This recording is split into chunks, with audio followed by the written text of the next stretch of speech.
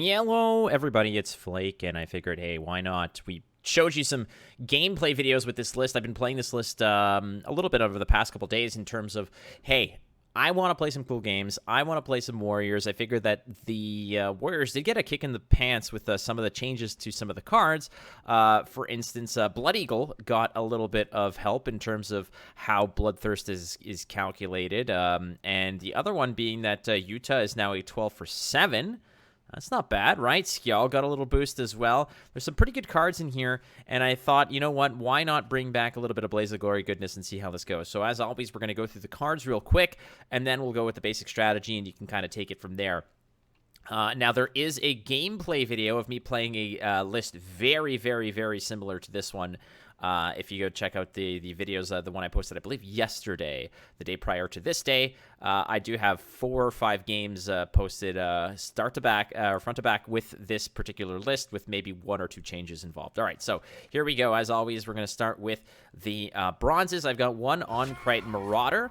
Now, the Untitled Marauder is a warrior. Great. Awesome. Now, the beauty of this card is, frankly, the fact that it just splits 3 damage randomly between all enemy units. And, well, I mean, sometimes you need Bloodthirst, and sometimes you just want to finish something off. And it pairs well with the Greatsword, but it's just good for getting rid of certain damages right out of the box. Not saying that everything is going to die to 3 pings, but there are situations where if you lead off the game with a boat, a non-crate longship, and they play a 4 strength card into it, like a mage or something, you can finish it off with an Untitled Marauder. So this is a very good card. A 1-of is always good to have. Double Brock for Hunters. Again, when you're out there looking to get Bloodthirst, you want to be able to direct 1 point of damage here and there. And if this sticks to the board for a couple turns, it does get value. So drop it in there. It has a Zeal. You just ping what you need. You can finish something off if necessary. Hold on to the ping if good. You do want some proactivity, and this is definitely one of those proactive cards that you can jam in there. Tursic Invader is frankly just a situation of, it has Veteran, it gets bigger, it's a 7 for 4 with Veil, so later on it's pretty good to have.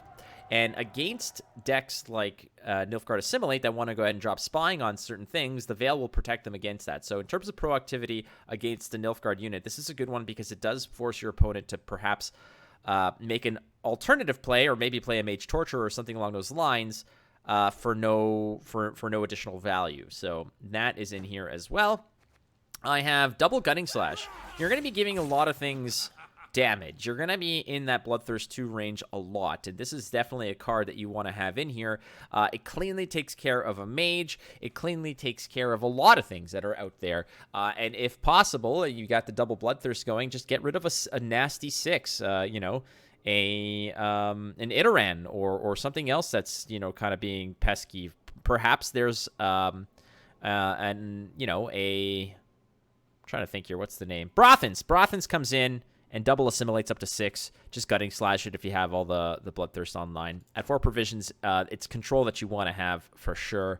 On-Crate Raiders is just a great card. In 5 provisions, 4, it'll grow to a 6, and it'll be 8. But the bread and butter of this is also the fact that it gives 2 damage. So it'll oftentimes finish a kill that you want to do. It'll also be able to turn on Bloodthirst where necessary. Once it gets to 5 or more specifically 6 strength, it becomes a problem for opponents to deal with and kill. All those 5 damage spells like Nature's Rebuke, Boiling Oil, Stunning Blow, etc. Those, it gets out of range of those, so it's not an easy kill for this to get off the board in round 3. It's one of your prime targets to resurrect with Yalmar in round 3, and it's just good in the hood all the way around. I also have double On-Crate Longships. Again, when Bloodthirst is what you're hunting for, this is a great way to put it out there. It drops in a 4 with 1 point hat. Put it in the front row. Anything that touches the board the old-fashioned way by deploying, it will take 1 point of damage. So you're going to get pings off with it. You're going to put people into the red right out of the box. It's going to help you out immensely. This is a great card to play proactively, and it's also pullable with Raiding Fleet. I have a single Stunning Blow.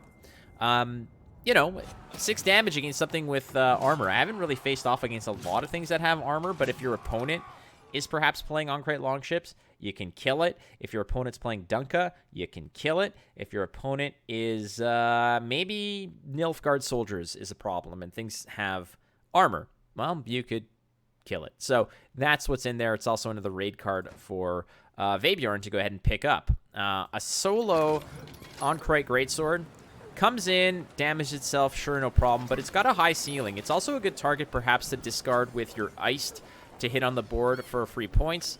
Not to mention another great target for the graveyard for your Hjalmar to go ahead and just fire an Aaron Rodgers pass up the gut right into someone's mouth. That's also a possibility. Skjal, 10 for 6. Now, yeah, there's a Berserk 5 destroy self kind of situation, but hey, it's work your opponent has to do. And yeah, they might get value off of like one of those 5-point damage spells, but at the very least, it is still a good target to have to either chuck with your leader ability to kill someone, or to go ahead and discard with Iced for the same reason. And if it's in the graveyard, well, it's another big body for Hjalmar to go ahead and slap shot right to the top corner, Shea Weber style. Herkia. Herkia's great. Herkia's fantastic.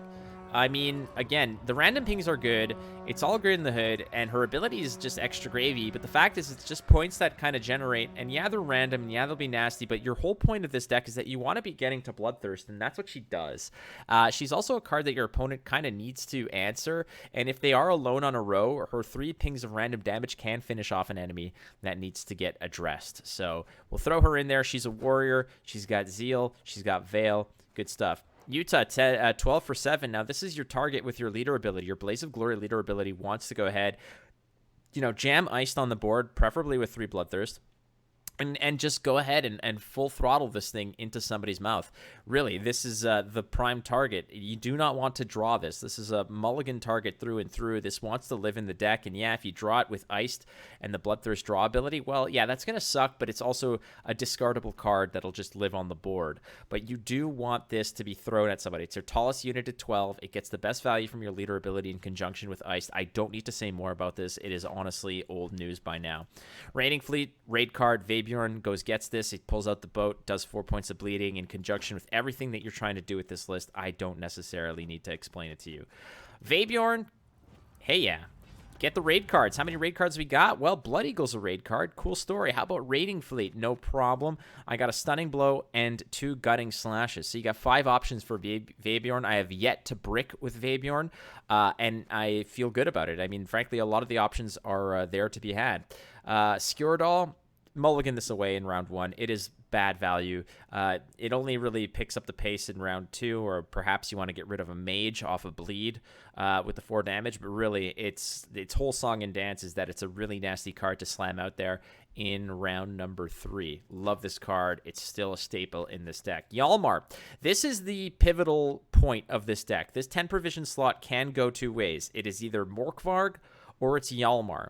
I have started with Morkvarg, and I have been convinced that Hjalmar is likely better. A, it's a warrior. B, there's a lot more cards out there that may not get the high ceiling value that Morkvarg wants to eat, but it's a meta choice. If Sunset Wanderers is all over the place, if Monster Consume is all over the place, if Nilfgaard, let's say Nilfgaard with, a lot of Assimilate is all over the place, this could be something that can be replaced with Morkvarg, and you'll feel good about it. Same thing with Scoia'tael. But with Hjalmar, at least you're getting a 10 point of destruction if you set up your graveyard properly, and that's good enough. Not to mention, it can be brought back with Fakusha, so that is worth thinking about as well. Iced is basically this focal point of this deck. In fact, you know what? We're just going to go ahead and transmute it right now, because why not? We're going to do it right here on stream. I figured it's a good card, so we're going to do it. There it is. Now he looks a lot better than he was, but Iced is such a focal point of this deck that, veteran tag, warrior, get it with Blood Eagle. You want to make sure that you have, well, you don't necessarily have to have it, but Iced with your Bloodthirst is going to draw you a card. You'll discard a card for value and then use your leader ability. It is one of the most pivotal and impactful one-card leader combos that you can have. The implications of what this card can do in one foul swoop is masterful. It is impactful. It is significant. So this is certainly there in the deck. I mean, let's be fair and be honest. It's in the thumbnail, I would imagine. I haven't done the thumbnail yet. Harold, again, it's a card that frankly just transforms into Harold the Cripple, and you don't want to play it in round 1. I mean, it's worth mulliganing early, I feel, but sometimes if you're scared off about never getting this card back again, maybe hang on to it. We'll see. But for sure, a focal point, Blood Eagle, no need to talk there. But I mean, we can mention the fact that now the Blood Eagle, the damage that Blood Eagle does will count towards the Bloodthirst. That's actually kind of fascinating. You don't necessarily need to hit the death blow if you have 2 reds and you can get something into the red with Blood Eagle. That is worth thinking about. That is one of those little sort of small little buffs that don't necessarily appear in the game text, nor does it appear in the provision or damage or whatever. It is a buff that exists as a decision made by the developers in terms of how the card wants to operate, and that is significant. I have used this to get Bloodthirst and get a big card, and that's good enough for me. Finally, Fakusha. Man, oh man, this card is just dirt. It is nasty. It is filthy. It is going to res so much out of your graveyard, and it doesn't matter if it's a warrior or not. Dropping Rain on the board to go ahead and punish a row over a long period of time can be fairly important, especially when you're looking for Bloodthirst. This will give your opponent some nasty decisions to make. So this card, I feel, is just one of those cards that has to be in almost every single Skellige deck. It is so good. It is so good. And finally, Crystal Skull, protect your boats early. Again, this started off as stratagem being the tactical advantage for the extra point of boost, but ultimately I feel I went with the Crystal Skull because there was a lot of Nilfgaard, a lot of imprisonment out there that was locking my nonsense, and I wanted to jam a boat in the front row and not have to worry about it. The other filthy, nasty part about that was that it did turn on Vincent. So it's a damned if you do, damned if you don't. If you use the tactical advantage, they might put a Mage Torturer on your boat, get boats of their own, and then Vincent it anyways. So I'd rather protect against the lock and just go down that route and not give them the spy tag if that's the case. So there it is. I mean, the basic strategy of this is that there are certain cards that you want to maybe hang on to. Ultimately, the combos being the leader ability with Bloodthirst and Iced is a massive tempo play. That'll win you the round that you do it in. That's, unless you're really playing poorly or your opponent has the most bonkers play ever, if you can get that off and have that pop off in the best way possible, I mean, anything short of a nasty Scorch will probably be okay. That's good enough, right? And Hjalmar has so many good targets, be it Skjall, Onkrite Greatsword. If for some reason you do have the Utah in your graveyard, sure. I mean, toss that if necessary, but I mean, a lot of the times you're just picking and choosing the targets of value. Sometimes you're hitting Hjalmar off of a 7 or a 6 just to get rid of a target that, a Rafard's Vengeance or something. That's good enough. It's good enough. And again, if you want to see this deck in action, there is another video that I posted yesterday with 4 games, I think it is, against the myriad of different opponents. If you want to see how the deck operates and how to get out of sticky situations, check it out. There you have it. Again, here's the list. Everything under the 16 provision boost of Blaze of Glory. Crystal Skull is your stratagem, friends. I love you. Check out the Flake Miri podcast. It is out there on all the your different platforms, Spotify, Apple Pods, Google, and on the Gwentfinity YouTube channel. Check that out as well. If not, you can find me on Twitch, twitch.tv/watchflake. Sub to this channel, friends. It means the world to me. I love you all. Adios.